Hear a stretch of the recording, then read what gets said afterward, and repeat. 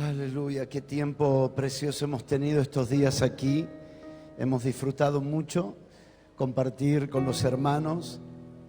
Quisiera saludar a todos los pastores y bendecirles en el nombre del Señor. Es un privilegio encontrarnos, a su tiempo nos conoceremos, pero es lindo leernos en el Señor.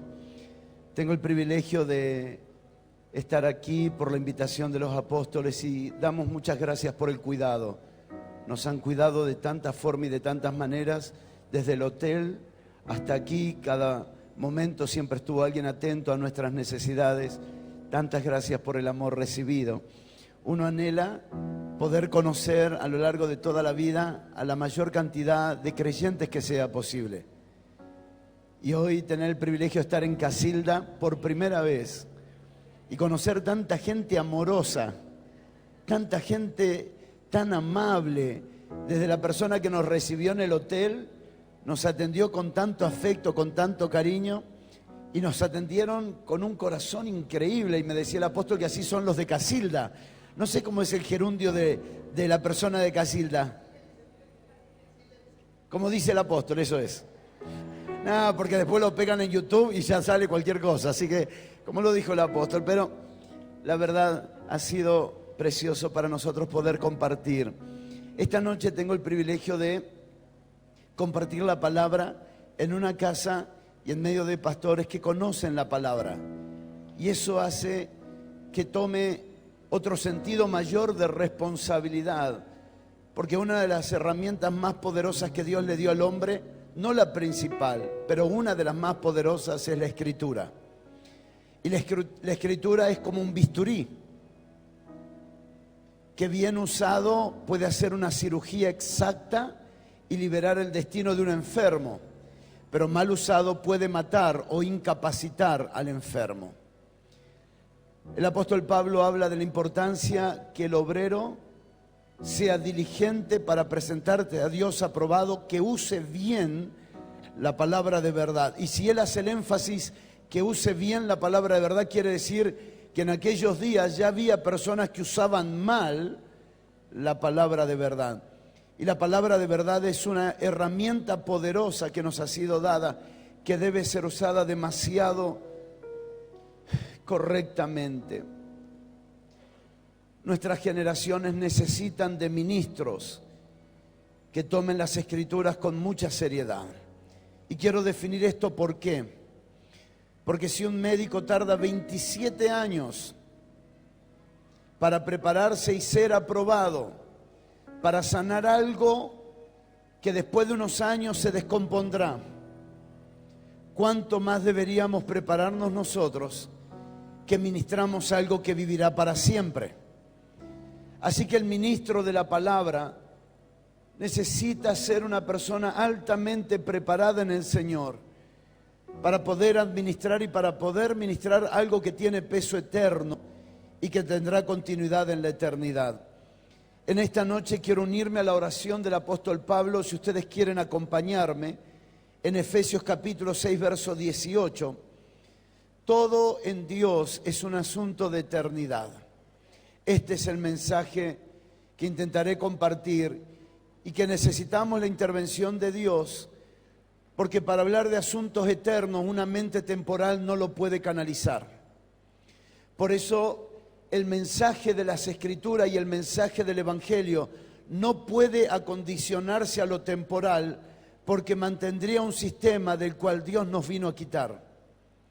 Dios vino a colocar vida eterna en nuestros corazones. Dios vino a colocar vida eterna en todo nuestro ser, para devolvernos nuestra verdadera naturaleza, que no es temporal, sino eterna. Lo temporal ha tomado un lugar que el Evangelio del Señor Jesucristo viene a destruir.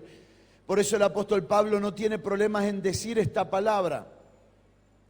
Antes bien, en medio de todas estas aflicciones, declaro que estas aflicciones no son comparables con la gloria que en nosotros ha de manifestarse, porque él no estaba viviendo en lo temporal y circunstancial, él estaba viviendo en lo eterno. ¿Qué es un hijo de Dios? Un hijo de Dios es un hombre, una mujer que tiene un cuerpo humano temporal, pero dentro suyo tiene una vida eterna. Yo he venido para que tengan vida y vida eterna. Por lo tanto, lo que nosotros aprendemos cuando nos reunimos no es cómo resolvemos lo temporal, sino cómo aprendemos de lo eterno. Cuando los santos se reúnen, no se reúnen para ver cómo salen de los problemas temporales, sino cómo vencen lo temporal desde una mente eterna, desde una vida eterna, desde una naturaleza eterna, desde una palabra eterna. Yo quiero invitarles a leer Efesios capítulo 6, verso 18. Dice el apóstol Pablo en este pasaje: orando en todo tiempo, con toda oración y súplica en el Espíritu. Y aquí coloca que la oración no es un asunto de necesidades, sino de gobierno. ¿Quién me gobierna cuando oro? La oración es un asunto de gobierno. Por eso, si pedimos alguna cosa conforme a la voluntad de Dios, sabemos que lo que pedimos lo recibimos, porque lo hemos pedido según su gobierno, orando con toda oración y toda súplica en el Espíritu. Y dice, velando en ello. ¿Velando en qué? En la oración en el Espíritu, para no confundir la oración del alma, la oración circunstancial con la oración del Espíritu. Mantenernos atentos. ¿Cómo estoy orando? ¿Qué estoy orando? ¿Qué estoy pidiendo? Cada vez más tenemos más gente teniendo libros de oración en su casa y cada vez tenemos más gente orando menos. Se hizo una encuesta tiempo atrás en Buenos Aires del nivel de los pastores en la oración y se llegó a un punto promedio que los pastores no oraban más de 15 minutos. Y esto fue una encuesta que alarmó en los lugares donde esto se promocionó. Esto salió por el diario El Puente. Una grave preocupación porque la encuesta fue a más de 200 pastores que no oraban por más de 15 minutos. Ahora, imagínese usted los creyentes, ¿cuánto tiempo dedica a la oración? Mayormente algunos oran tipo Cristóbal Colón. Doblan una rodilla y la otra ya están listas para ir al trabajo, para ir al ministerio, para ir a la escuela. Y la oración solo toma sentido cuando es efectiva. Por eso que orar y no ver frutos, orar y no ver resultados desanima. Pero ¿cuándo se ven los frutos? Cuando oramos eficazmente. La oración eficaz del justo puede mucho. ¿Y qué es la oración eficaz? Orar en el Espíritu, orar según su voluntad, orar según su dirección. Eso produce resultado. Orar conforme a lo que Él nos está pidiendo que oremos. A veces nos pedirá que oremos por salir de la cárcel, a veces nos guiará a orar por no salir de la cárcel. A veces oraremos por ser librados del horno de fuego, a veces oraremos por conocerle dentro del horno de fuego. La oración pertenece a la vida del Espíritu, no a las necesidades temporales. Es entender la voluntad de Dios por encima de las circunstancias. Sigue diciendo, velando en ello con toda perseverancia y súplica por todos los santos. Y luego dice, oren por mí. Pero no habla por cosas temporales. Él pide oración por algo mucho más importante que por las circunstancias que él estuviera viviendo. Y dice, oren por mí, a fin de que al abrir mi boca me sea dada palabra para dar a conocer con denuedo el misterio del Evangelio. Esta noche vamos a hablar del misterio del Evangelio, que nos llevará toda una vida a entenderlo seguramente, pero que pertenece a la soberanía de Dios darla a conocer. Pablo habla en Efesios capítulo 3 que él conocía este misterio, pero necesita la oración de los hermanos porque él sabe que este misterio del Evangelio, si no es Dios quien lo da a conocer, por más que lo hablemos, no se da a conocer. El misterio del Evangelio no se puede estudiar en primer lugar, porque más que ser estudiado, precisa ser revelado. Lo que estoy hablando de forma de introducción, si alguien escuchara este mensaje después que terminó, entenderá por qué la introducción. Él sabe que no es cuestión de palabras, sino de una intervención divina para que el misterio del Evangelio sea dado a conocer. Y me uno a esa oración pidiéndole a nuestro Padre Celestial que nos dé a conocer el misterio del Evangelio. Y que no cometamos el error de creer que porque conocemos algunos pasajes bíblicos ya lo entendemos. Hay tres tipos de ignorancia que debemos considerar. La primera ignorancia del que no estuvo expuesto al conocimiento revelado. Segundo, la ignorancia que es la peor de todas, que es la que cree que sabe y no sabe. Y se cierra porque creyendo que sabe, lo sabe. Y el tercer tipo de ignorancia, a la que Pablo nos llama en 1 Corintios 3, si alguno se cree sabio, hágase ignorante. Es el que se hace ignorante por causa de querer alcanzar mayor sabiduría. Salgamos un poco de las historias bíblicas, salgamos un poco de las historias de los héroes de la fe y conozcamos más el misterio del Evangelio eterno de Dios en Cristo Jesús. Padre, nos has convocado y nuestro espíritu da testimonio de esto, de poder conocerte a ti y poder conocer el misterio eterno de este Evangelio glorioso. Los tiempos en esta tierra son reducidos a nada. Las horas se van como nada. Pero cuando estamos expuestos a la palabra de vida eterna, tu eternidad absorbe lo temporal y comienzas a alumbrar los ojos de nuestro entendimiento.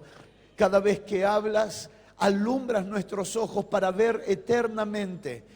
Señor, salimos en esta noche de la lectura de la vida temporal para conectarnos con una visión multigeneracional, una visión eterna, ver desde tus ojos. Señor, creemos que nos has reunido para hablarnos, para seguir edificándonos, para seguir enseñándonos, a la cual todos nosotros nos exponemos al único Maestro por excelencia, Cristo Jesús, que por su Espíritu Santo nos guía toda la verdad. Caiga todo velo, caiga todo sistema religioso, caiga de nosotros lo que nos impide ver más claramente a Cristo Jesús. Amén y amén. Tengo la certeza que si alguna palabra pudiera producir en nosotros el anhelo de la investigación responsable, entonces esta prédica tendrá su sentido. No es una prédica que tiene la capacidad de tener homiléticamente un principio y un final, sino que esperamos en el Señor que esta prédica tenga un principio y que el proceso en cada uno de nosotros sea llevado por el Espíritu Santo. Voy a leer 4 pasajes bíblicos a los que le pido que prestemos atención y desde allí comenzar este mensaje. La mente de los creyentes está demasiado asociado a historias bíblicas y necesitamos salir un poco de las historias bíblicas y entrar a un sentido más profundo de contenido en la verdad que es Cristo Jesús. Romanos capítulo 16, verso 25, el final que define el inicio. Los finales de las cartas apostólicas definían la razón de las cartas.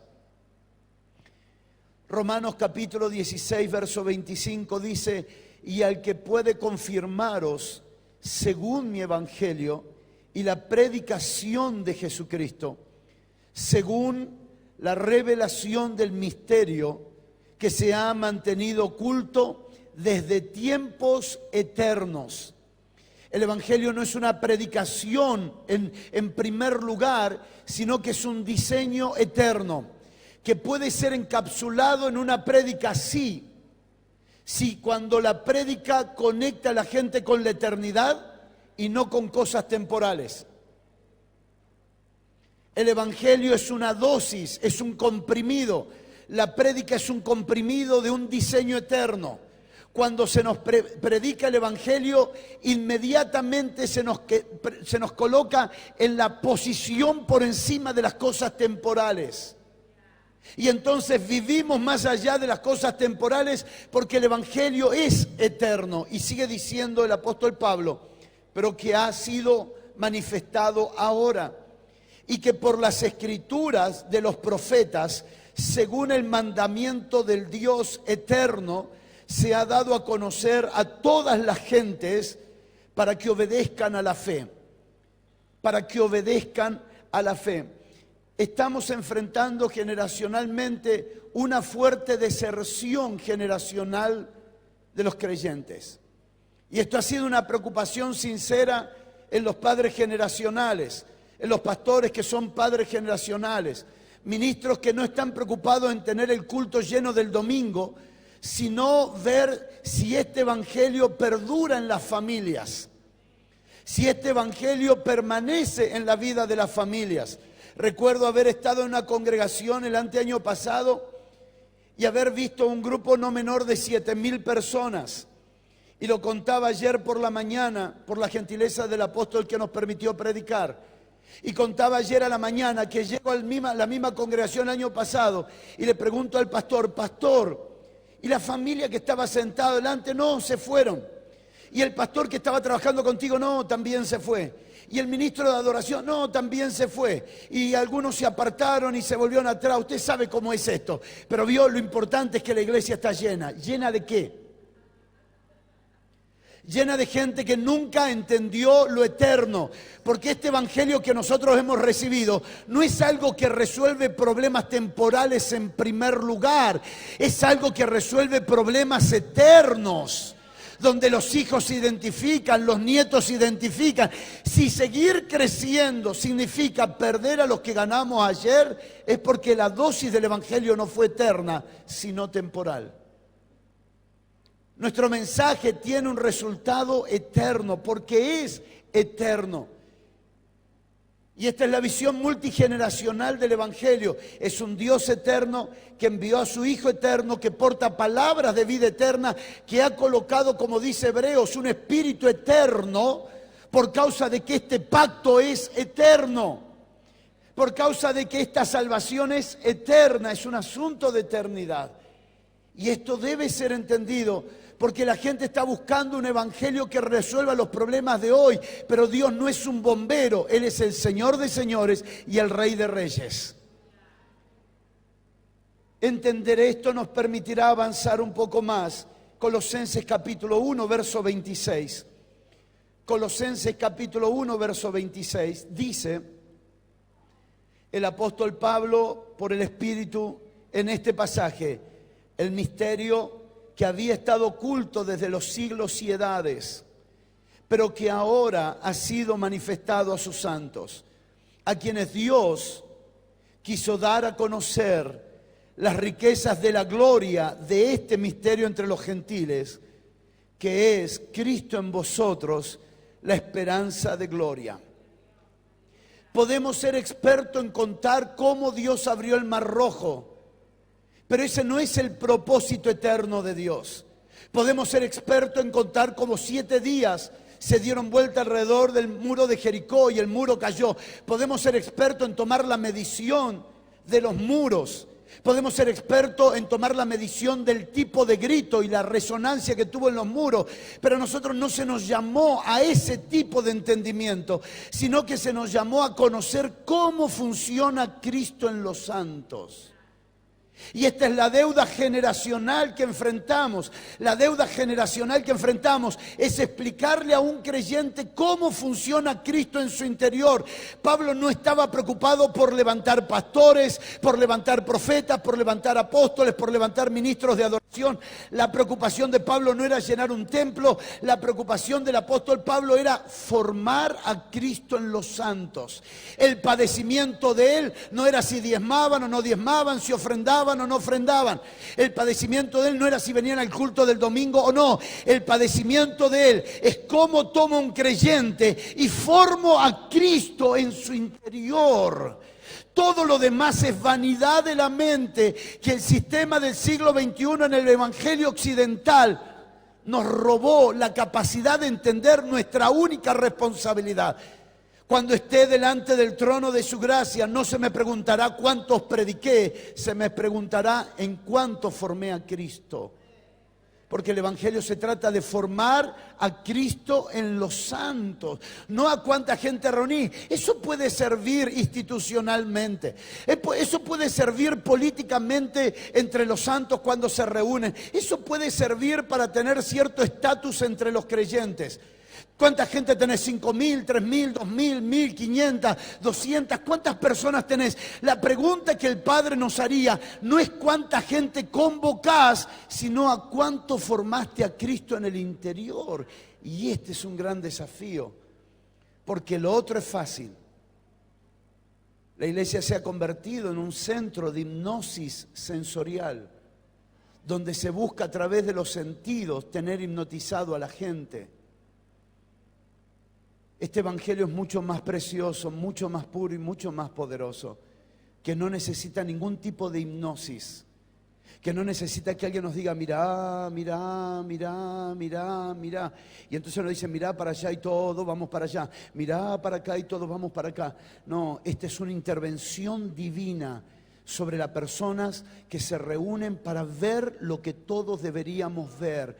La gente no son ciegos. La gente necesita ver lo que Cristo quiere que veamos, y al verlos todos juntos los vamos a ver mucho más rápido. Dios no me llamó a conducir a gente, Dios me llamó a formar a gente que está viendo lo mismo que yo. El Evangelio es visión de Cristo. El Evangelio es visión de Cristo. Por eso la gente, cuando es conducida por el Señor, jamás se arrepiente de lo que hace. Jamás se arrepiente. ¿Por qué no se arrepiente? Porque lo pude ver, lo alcancé a ver, lo logré ver. Toda la batalla que el apóstol Pablo y todos los apóstoles enfrentan en las cartas apostólicas es para que los santos pudieran ver. Es lo que no pudo entender Nicodemo. El Señor le dice a Nicodemo, Nicodemo, quiero decirte que nadie que no nace de nuevo no puede ver el reino de Dios. Porque lo que se trata de este reino y lo que se trata del señorío de Cristo no es algo que yo pueda leer primero, sino que yo pueda ver, y se ve en el Espíritu. El Evangelio es una visión espiritual. Y esto es lo que Pablo pedía en oración, que cuando predique los santos puedan ver. Que cuando predique los santos puedan ver. Y la batalla del enemigo es para que la gente no puedan ver. Segunda de Corintios 4:4, el Dios de este siglo le cegó el entendimiento de los incrédulos para que no puedan ver la gloria de Dios, que es la imagen de Jesucristo. No hay nada peor que alguien que esté sentado por años en un lugar y no pueda ver al Señor. Ver al Señor no era una gracia que le correspondía solo al ministerio apostólico. Décadas atrás se decía que solo podía ser apóstol aquel que había visto al Señor. Necesitamos elevar eso, porque eso pertenece a la jerarquización de los ministerios. No son los apóstoles los que deben ver al Señor, es toda la iglesia la que debe ver al Señor, porque si no lo ve no es transformada. Mirando como a cara descubierta, somos transformados. Por mirarlo a cara descubierta, somos transformados a su imagen. Por favor, abraza a alguien y decile, necesitamos ver. Necesitamos verlo. ¿Sabe dónde nace el antiguo pacto? El antiguo pacto nace en un pueblo que no quiere verlo ni quiere oírlo personalmente. Escuche, escuche. El antiguo pacto que no estaba en el plan eterno de Dios. El antiguo pacto que no estaba en el plan eterno de Dios. Se da a los hombres de Israel porque los hombres de Israel no querían subir a ver a Dios y a oír a Dios. Y le dijeron, Moisés, que Dios hable contigo y nosotros caminaremos en todo lo que Dios te diga. Y eso fue una gran mentira. Porque, hermano, lo hicieron parir a Moisés, hasta que no entró a la tierra prometida. Eso de, pastor, lo que Dios te hable, nosotros vamos a hacer, es una mentira. Porque no se trata de que Dios solo le hable al pastor, se trata de que Dios nos hable a todos, pero todos tenemos que pagar el precio de morir a nosotros mismos para poder verle y para poder oírle. Es más fácil decirle a alguien que ve a Dios. Es más fácil decirle a alguien que oiga a Dios, pero dejemos de transferir responsabilidades y asumamos la responsabilidad de vivir una experiencia personal con Cristo Jesús. Y si muero, como dijo Moisés, que muera, y que pueda decir como la reina Esther, y si muero, que muera, y si puedo decir como Saulo de Tarso, si tú eres el Señor, dime qué quieres que yo haga, porque eso significa morir a uno mismo. Ya no vivo para mí, ahora vivo para hacer tu voluntad. Y cuando Saulo se levantó temblando, temeroso, lleno de miedo, porque encontrarse con el Señor no es poca cosa. Hay personas que dicen, ay, me encontré con Cristo y dejé el cigarrillo. No, hermano, déjeme decirle que encontrarse con Cristo es mucho más que dejar el cigarrillo. Es dejar tu propia vida, es dejar tu propio sueño, es dejar tus propios planes, es dejar tu propio propósito. Y es abrazar el propósito eterno de Dios que Dios planificó contigo a través de Jesucristo. Es otra cosa diferente. El antiguo pacto transfirió la responsabilidad de un pueblo que no quería una relación íntima a Moisés. Por eso lo voy a decir con muchísimo cuidado, pero quiero decirlo, necesito decirlo. Se está acabando el tiempo de los hermanos que le piden oración a sus pastores y se está levantando el tiempo que los hermanos oran por sus pastores. ¿Por qué? Pastor, acá le traje al endemoniado de mi hijo, órelo usted. No, hermano, ordenalo vos lo hiciste endemoniado. Dios te lo entregó perfecto, algo hiciste que no estuvo bien. Gracias por su amén tan entusiasmado. Su hijo no es responsabilidad de su pastor, su hijo es responsabilidad suya. Tampoco hace falta que lo grite tan entusiasmado, hermano. Pero estamos buscando subsidio hasta en la iglesia. Estamos esperando que alguien nos resuelva los problemas de casa. Comenzando desde el gobierno me lo tiene que resolver. Me lo tiene que resolver. ¿Y qué pasa cuando el gobierno no llega a resolver los problemas? La gente se enoja, porque ese es el estado posterior de transferir culpabilidad, de transferir responsabilidad. Creo y estoy convencido que se levanta una generación que no buscará subsidio, sino que subsidiará, que no andará buscando a ver quién lo ayuda, sino que va a ayudar. La iglesia no es un centro de subsidio, la iglesia es la expresión de la generosidad de Dios manifestada en tiempos de crisis. Bendigo el trabajo de abrigados, porque esta es la tarea de la iglesia, es abrigar a las generaciones y que vean al abrigo del Altísimo en la vida de la iglesia. Ahora el problema es cuando los creyentes también buscan subsidio. Pastor, tengo el matrimonio hecho pedazos, ¿qué hago? Morí a vos mismo, hermano. Si tiene un tiempo para escuchar los audios que dijo el apóstol, por favor hágalos, porque ahí tomé mucho tiempo para explicar que lo que nosotros queremos resolver con un consejo solo se resuelve teniendo la vida de Dios. Colosenses capítulo 1, verso 26. El misterio que había estado oculto desde los siglos y edades, pero que ahora, y esta es una palabra recurrente en el vocabulario de Pablo, ahora ha sido manifestado a sus santos, a quienes Dios quiso dar a conocer las riquezas de la gloria de este misterio entre los gentiles, que es Cristo en vosotros, la esperanza de gloria, y en esto nos perfeccionamos.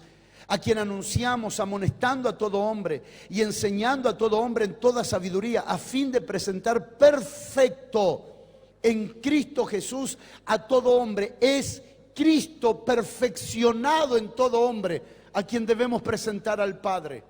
Y dice el verso 29, para lo cual también trabajo. Esta era la razón por la que él había entendido su llamamiento, su ministerio. Él sabía para qué trabajaba y para qué no trabajaba. Quien no sabe para qué fue llamado hace cualquier cosa. Pero quien sabe para qué fue llamado se dedica a ese trabajo. Y dice el apóstol Pablo, para esto trabajo, no trabajo para otra cosa. Para esto trabajo, para formar a Cristo en los santos, para perfeccionar a cada hombre en Cristo Jesús. Efesios 4:12, de eso se trata el llamado y las gracias ministeriales. Y dice el verso 29, que aunque es una tarea difícil formar a Cristo en los santos, dice el verso 29, luchando según la potencia de Él, la cual actúa poderosamente en mí.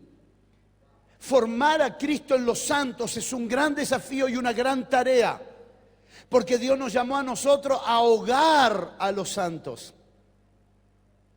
Un joven le dijo a uno de los hombres más usados como avivalistas en los años 1800, le dijo: yo quiero ser usado por Dios como usted. Yo quiero que Dios me use de la misma forma que Dios lo usa a usted. Y le dijo: te espero mañana a las 5 de la mañana a la orilla del río. Y él dijo: vamos a tener todo el día para recibir enseñanza. Y entonces el hombre de Dios se metió al río y lo llamó al río y le dijo: ven, ¿quieres ser usado como yo? Sí, le dijo. Entonces le dijo: ven, arrodíllate. Y se arrodilló cuando el agua le daba hasta la cintura. Pero cuando se arrodilló, el agua le daba hasta la cabeza.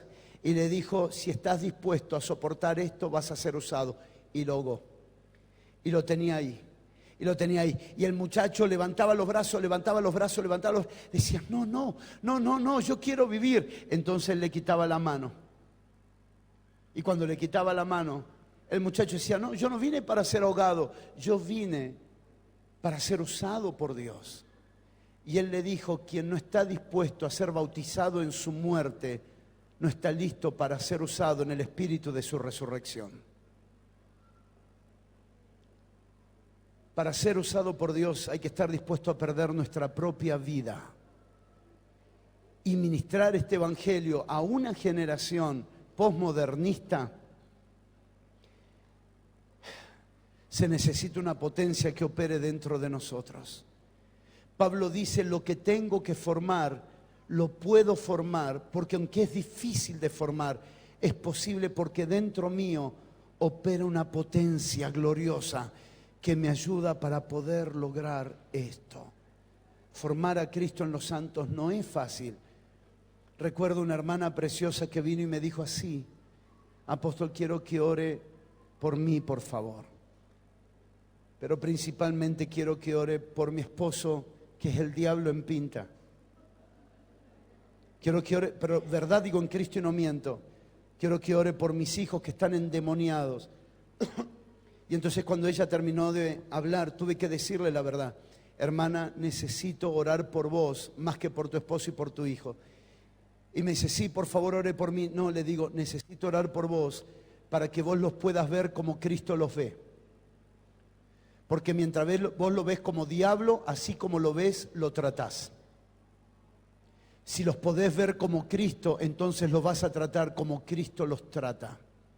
Y de esto se trata: morir a nosotros mismos. Efesios capítulo 3, verso 3. Efesios capítulo 3, verso 3. Que por revelación me fue declarado el misterio. Siempre que conecta misterio, conecta la palabra revelación, porque lo único que da a conocer el misterio es la revelación. Como antes lo he escrito brevemente, leyendo lo cual podéis entender cuál sea mi conocimiento en el misterio de Cristo. Y ya define qué es el misterio. El misterio de Cristo. Misterio que en otras generaciones no se dio a conocer a los hijos de los hombres. Esto no lo vieron los profetas, esto no lo vieron los patriarcas, esto no lo vieron los reyes. Simplemente indagaron el espíritu, indagaron en el espíritu de quién hablaba las escrituras, de qué tiempo y de qué persona hablaban las escrituras, porque ellos no pudieron conocer este misterio, ellos no lo pudieron discernir. Hablaron de alguien que no lo pudieron llegar a conocer en su plenitud, porque no era para ellos el conocimiento. Ellos tenían pequeños vestigios, tenían pequeñas fotografías, no tuvieron la película de Cristo. Tuvieron pequeñas imágenes, Isaías, Jeremías, David, tuvieron pequeñas imágenes proféticas. Pero nosotros hoy, por voluntad de Dios, tenemos la película entera. Pero para eso hay que dedicarle tiempo para ver esta película llamada Cristo.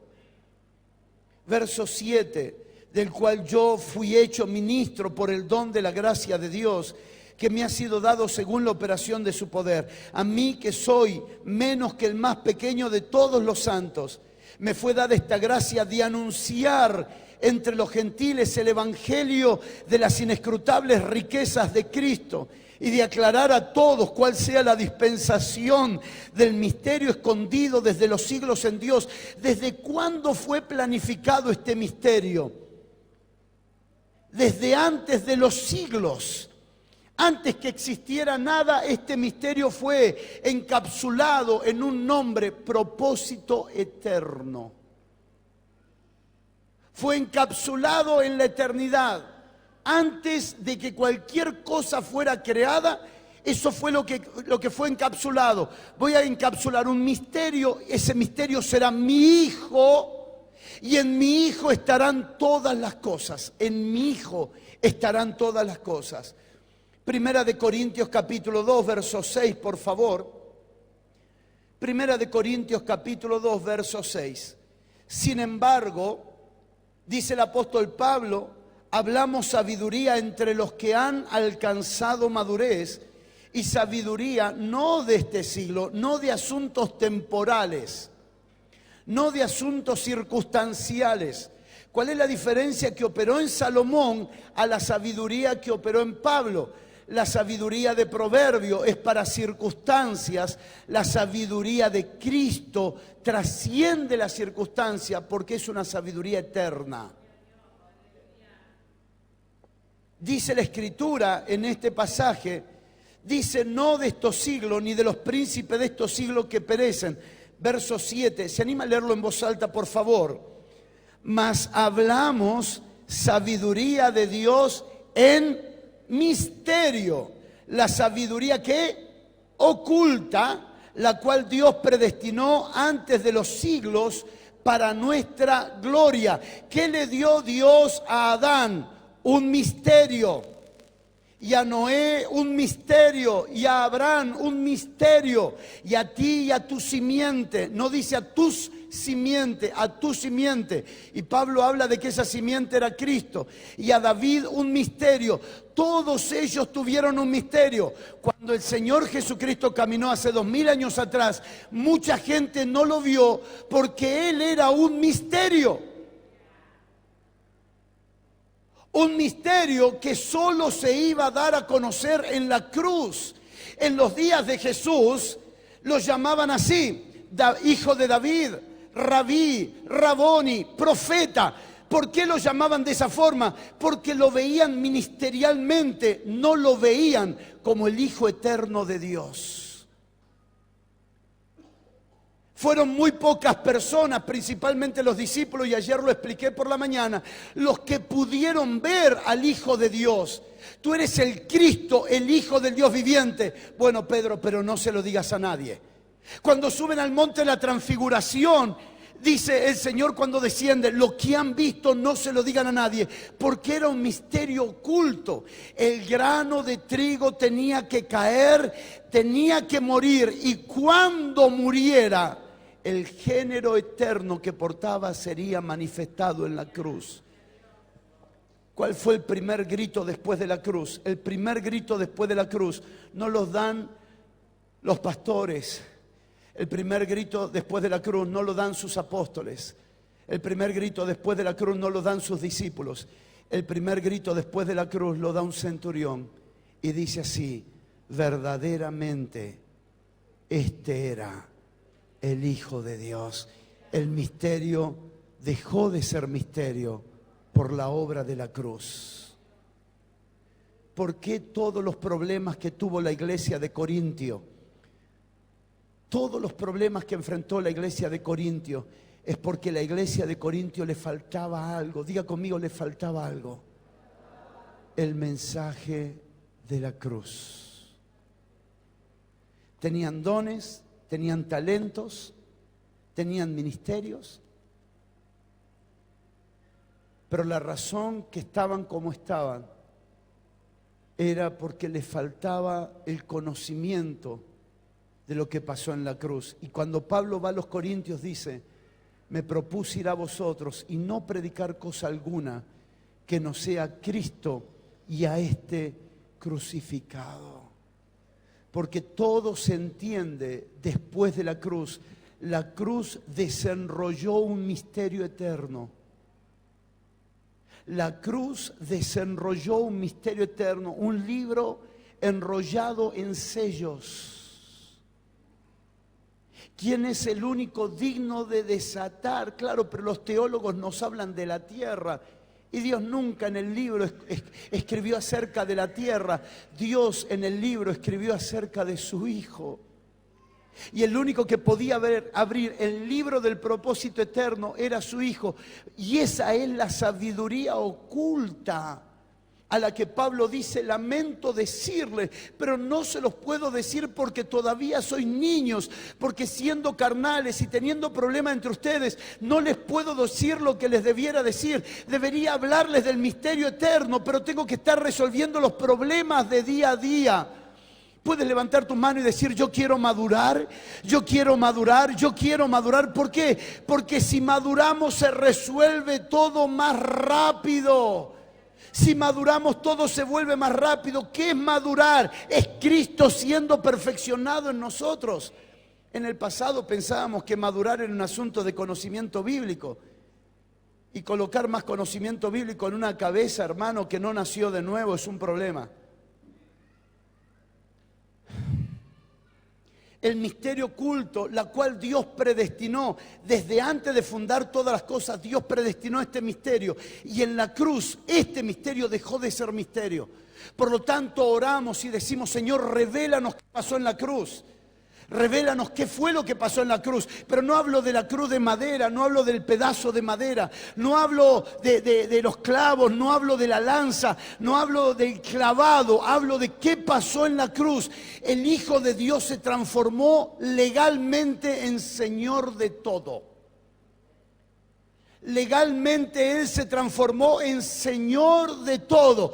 Por eso Romanos capítulo 1 verso 3 dice que Él fue declarado Hijo de Dios con poder después de la cruz.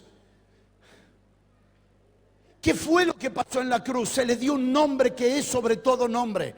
¿Qué fue lo que pasó en la cruz? A Él se lo hizo Señor de señores. ¿Qué fue lo que pasó en la cruz? Se le dio la libertad de dar la vida eterna que estaba dentro de Él. Por lo tanto, los que vinieron a la cruz, evangelizados por la cruz, transformados por la cruz, no recibieron una nueva manera de pensar, recibieron su vida eterna. Y ahora todo lo juzgan desde la eternidad. Ahora todo lo consideran desde la eternidad. Déjeme mostrarle, para terminar en esta noche, déjeme mostrarle lo siguiente. No es lo mismo leer la vida desde una mente natural que desde una mente eterna. La mente natural o carnal, como Pablo la menciona, la relaciona con la mente de un niño. La mente de Cristo es una mente madura, perfeccionada en nuestra mente, la que nos permite ver la vida desde un lente eterno. Y quiero pedirle que me preste toda su atención, porque ahora vamos a tener más claridad de lo que estamos hablando. Si yo tomara un niño de 8 años aquí, lo trajera aquí adelante y le preguntara: ¿qué es para vos el tiempo? ¿En qué invertía el tiempo? ¿Qué me diría él? En jugar. Me gusta jugar, y tal vez me guste dormir, y tal vez me guste disfrutar. Para él el tiempo es algo que no es demasiado importante, por lo tanto lo puede usar en cosas que no son productivas eternamente. ¿Cuánto me siguen? Que no son productivas eternamente. Sin embargo, tomemos un hombre de 80 años y preguntémosle: Señor, ¿qué es para usted el tiempo? Para mí el tiempo es un bien innegociable, porque sé que me queda poco tiempo. Todo depende de donde veas la vida y el tiempo. Si la ves desde una mente natural, entonces tenemos tiempo para hacer muchas cosas. Pero cuando ves la vida desde la mente eterna, tiempo pasa a ser otra dimensión totalmente diferente. ¿Cuántos leyeron alguna vez este pasaje? Que para Dios 1000 años es como un día y un día como 1000 años. ¿Cuántos lo leyeron eso? ¿Qué significa esto? Significa ver la vida como Dios la ve. Si la mente de Cristo crece en nosotros, ¿cómo vemos la vida? ¿Sabe cómo vemos la vida? Que 80 años no es nada. Gracias por su amén tan entusiasmado. Desde la eternidad, ver la vida es saber que viviremos 80 años. Claro, desde una mente natural y carnal, tenemos tiempo que perder. Desde una mente eterna, como es la que nosotros tenemos en Cristo Jesús, 80 años no es nada. ¿Por qué Pablo vivía con la urgencia que vivía? ¿Por qué para Pablo era importante cada minuto, cada segundo? ¿Por qué cuando Pablo estaba en la cárcel, en lugar de deprimirse, escribía? Porque él sabía que lo que portaba era eterno y no se podía ir a la muerte sin dejarlo como un legado para las próximas generaciones. 21 siglos después, lo que Pablo recibió en una cárcel, lo seguimos recibiendo nosotros como nutrición. Porque para ese hombre cada segundo valía la pena, porque miraba la vida desde la eternidad. ¿Quién es el que pierde tiempo? Yo sentía lo mismo que sintió el apóstol hoy. Por favor, no estamos aquí para unirnos en comadre en desgracia. Pero quiero decir esto. ¿Saben por qué se hacen estas conferencias? Para redimir tiempo. Porque una palabra eterna de Dios te acelera tiempo en la vida. Te acelera tiempo. Pueden hacer que cosas acontezcan más rápido, porque lo que estoy recibiendo es una palabra de vida eterna. El hecho de sentir, podrían haber venido más, es porque podríamos haber ganado más tiempo. Más tiempo. Hermano, ¿puedo decirle algo? ¿Intentó usted arreglar alguna vez su coche sin ser mecánico? ¿Cuánto tiempo le llevó? Ahora le pregunto, ¿y si usted lo lleva a un profesional, cuánto tiempo tarda? Porque el conocimiento redime tiempo. El conocimiento redime. No se hacen estas conferencias porque tenemos que hacer algo para sostener a la gente en la iglesia entretenida. Simplemente que el conocimiento redime tiempo. Los próximos días, en una decisión sabia, vas a resolver situaciones que te hubieran llevado 3 o 4 años. Pero ¿por qué es esta sabiduría? Porque esta es la sabiduría eterna que te reduce cosas por causa del tiempo. Quiero pedirles que levante su mano, por favor, y me reciba esta palabra. Vuelvo a decirles esto. En la medida en que entendamos el valor del propósito eterno, Dios te va a liberar recursos para que hagas más cosas en menos tiempo. Para que haga más cosas en menos tiempo. No quiero tener más dinero para tener ostentación, sino que el recurso viene para liberarme tiempo. El factor más innegociable de la vida se llama tiempo. Quiero decirle a la señora concejal, a quien amo y honro y respeto en el Señor, ¿qué pasaría si usted tiene 4 años de gestión? Ahora, ¿qué pasaría si con el buen corazón que usted tiene 8 años de gestión? ¿Qué pasaría si tuviera 12 años de gestión? Porque tiempo nos va a dar la posibilidad de lograr más cosas. Esta noche quiero decirte que se nos va a revelar cada vez más el misterio del Evangelio eterno de Cristo y que nos va a poner una perspectiva de redimir tiempo. Porque si ganamos tiempo, hermano, podemos salvar una generación. ¿Sabe lo que se nos está diciendo? Y los creyentes necesitamos oír el clamor generacional. Porque cuando yo escucho a los profesionales de la educación decir, necesitaremos 30 años para limpiar la educación que hoy tenemos. No tenemos 30 años. Porque en 30 años, si se sigue enseñando lo que se está enseñando ahora, se estupidiza a la gente.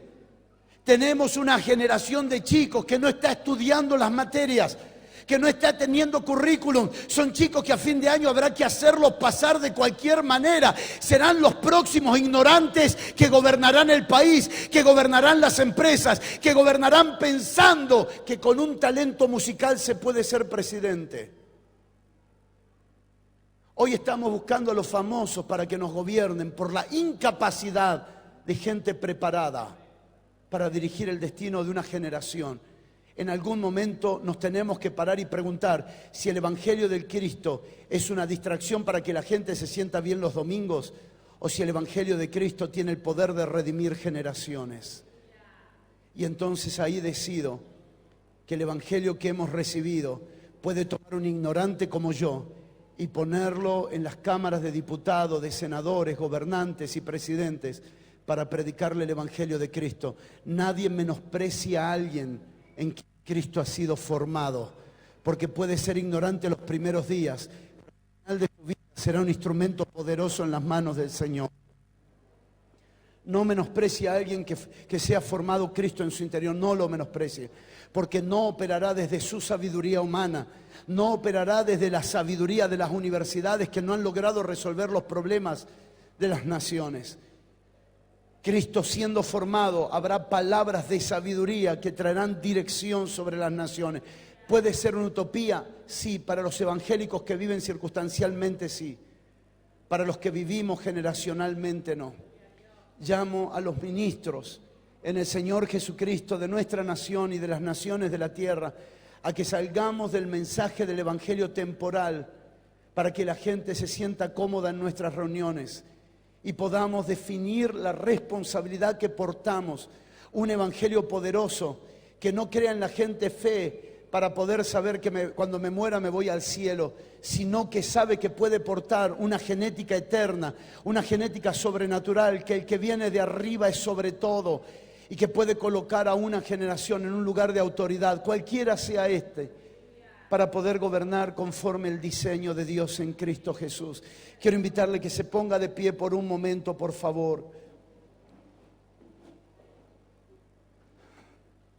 ¿Qué es el evangelio que hemos recibido?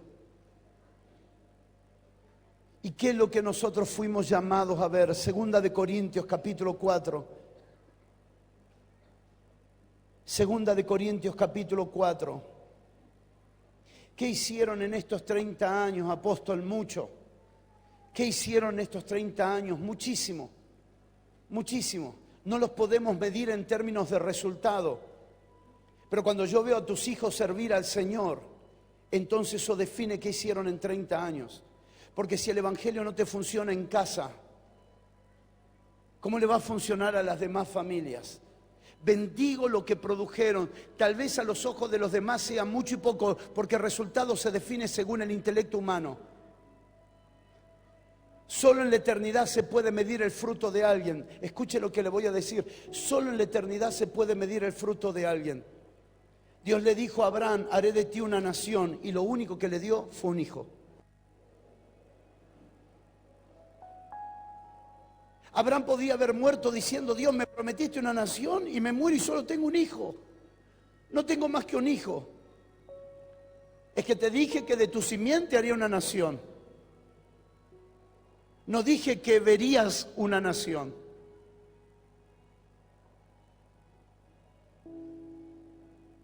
Lo toma Isaac y le dice, Isaac, lo que le prometí a tu papá, Abraham, te lo prometo a ti.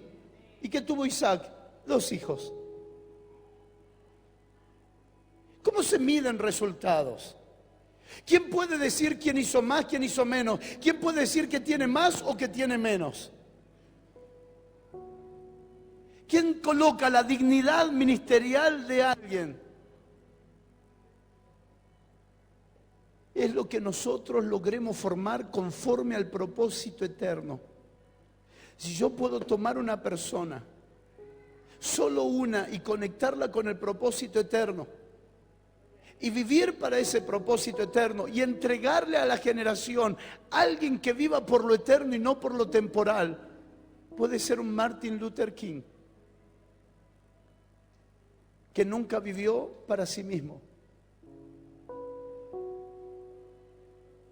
Porque cuando su padre lo vio y le pusieron el nombre, ellos dijeron, este será un reformador. Y lo marcaron con un propósito eterno. Y reformó leyes y produjo cambios y reforma. ¿Qué es lo que quiero que mi hijo sea? Que mi hijo sea un hombre de bien, con una profesión recibida en la universidad.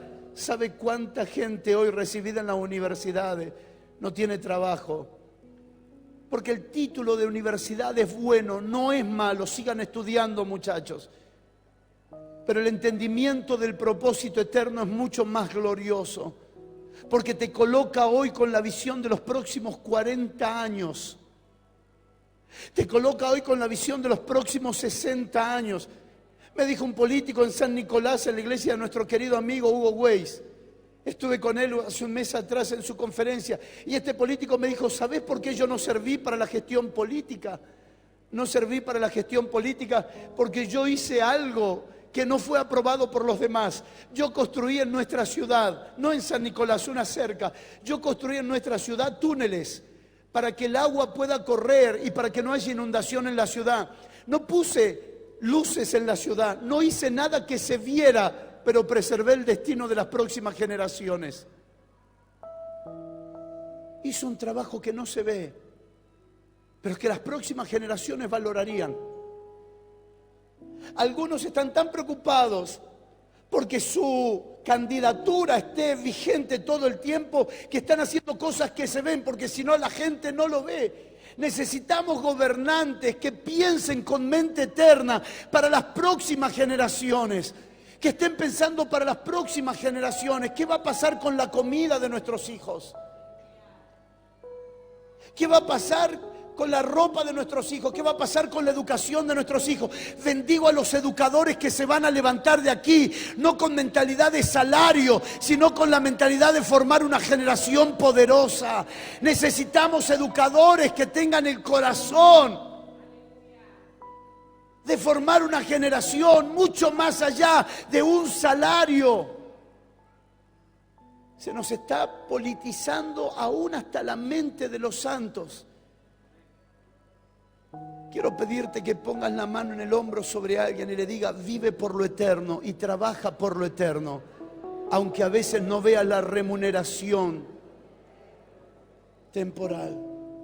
Pregúntate, por favor, pregúntate si estoy sumando al propósito eterno o si solamente estoy viviendo para suplir lo temporal. Hemos hablado miles de veces con mi esposa. Yo dejaría de viajar si mi esposo un día me dijera: Gustavo, no viajes más. Dejaría de viajar, nunca me lo ha dicho. Y el 70% de nuestros viajes son lugares que nosotros invertimos para ir a predicar el Evangelio y para poder estar con personas que necesitan el Evangelio eterno de Cristo. Si tuviera que predicar por dinero, prefiero ir a jugar a la quiniela. Prefiero ir a jugar una ficha al casino. En el propósito eterno, dinero no es tu búsqueda, dinero te perseguirá para que puedas servir al Señor y para que puedas producir lo que Él necesita. Si Dios encontrara en esta generación alguien que no viva para el pan de cada día, sino que alguien que viva para sanar una generación, Dios le liberaría absolutamente todo. Gente que esté pensando no en cosas, sino en liberar gente, predicando el Evangelio del Señor Jesucristo. Si puedes levantar tus manos y comenzar a adorar al Señor y pedirle: Señor, dame luz, porque este es un misterio que no hay forma de explicarlo en un mensaje, en una prédica. Es todo lo que Dios reunió en Cristo Jesús para dar a conocer su vida eterna. Y cuando los santos son gobernados por lo temporal, dice: me va tan mal a veces que no sé si voy a seguir con el ministerio. Me va tan mal a veces con la casa que no sé si voy a seguir con mi casa. Me va tan mal en las cosas que no sé si voy a continuar. Mire, déjeme decirle algo. Las cosas serán cambiadas en tiempo y forma, pero persevera, pero permanece. Más allá de lo que tus ojos naturales puedan ver hoy, permanece. No dejes de hacer lo que estás haciendo en el Señor, permanece. Porque aunque hoy parezcan que no hay frutos, apóstoles amados, permanezcan. No vamos a poder medir en resultados naturales.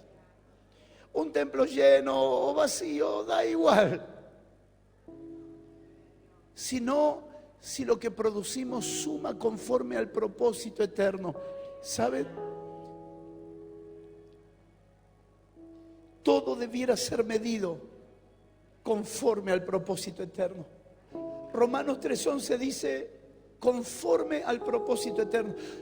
La palabra conforme es la palabra medida, midiéndolo todo al propósito eterno. Cuando ustedes y yo escuchamos un predicador que solo quiere dinero, que solo quiere prometer cosas que Dios no está prometiendo, usted tiene que definir: eso no es el Evangelio. Porque el Evangelio no es una respuesta circunstancial en primer lugar. He visto gente sanarse en una vez y he visto gente no sanarse. La gloria de este Evangelio es que esa persona perseveró. Pero ¿qué pastor toma una viejita de 60 años que le duele hasta el apellido Y la llama aquí adelante y le dice: hermana, cuente el testimonio, no cómo fuiste sanada, sino cómo perseveraste en el Señor 40 años a pesar del dolor. Claro, pero no remunera ese tipo de testimonio. Ese tipo de testimonio no produce ganancia. ¿Pero no ganancia para qué? Para un evangelio que debe ser vendido temporalmente.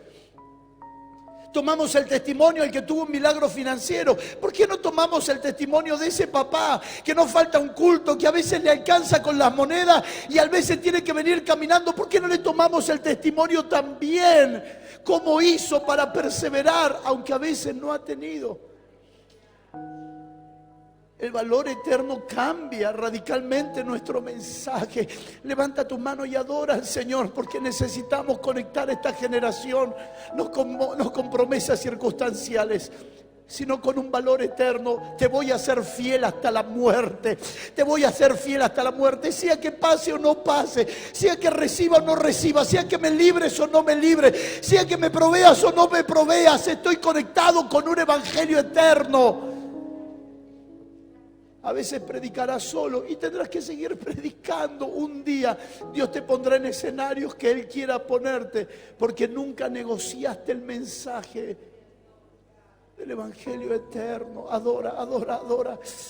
Adora, adora, adora. Bendigo estos 30 años que fueron fieles a la luz que tuvieron, pero ahora están creciendo en luz.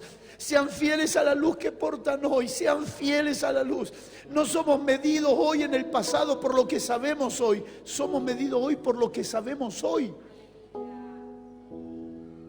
Lo que hicieron, lo hicieron conforme a la luz, fueron fieles a la luz que tuvieron.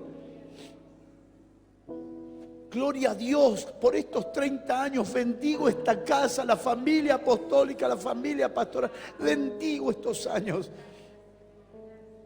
Pero declaro en el nombre de Jesús que viene más luz. Y esta mayor luz es mayor responsabilidad con la luz recibida. Conecta a la gente con el propósito eterno y no con una esperanza pasajera que, si no produce, hace que la gente se aparte. Es triste ver gente ofendida con Dios, porque Dios no le dio lo que ellos querían, lo que ellos creían, lo que ellos esperaban. Me pregunto de dónde surgió esa vana esperanza. Dios dijo que el propósito eterno es Cristo en vosotros, esperanza de gloria. Si te tengo a ti, lo tengo todo. Si te tengo a ti, lo tengo todo. Si te tengo a ti, lo tengo todo. Aunque la higuera no florezca, ni en las vides haya fruto, si te tengo a ti, lo tengo todo. Señor, te honramos, Señor, te amamos. Señor, tú eres el centro de todo. Señor, tú eres el centro de todo. Señor, tú eres el centro de todo.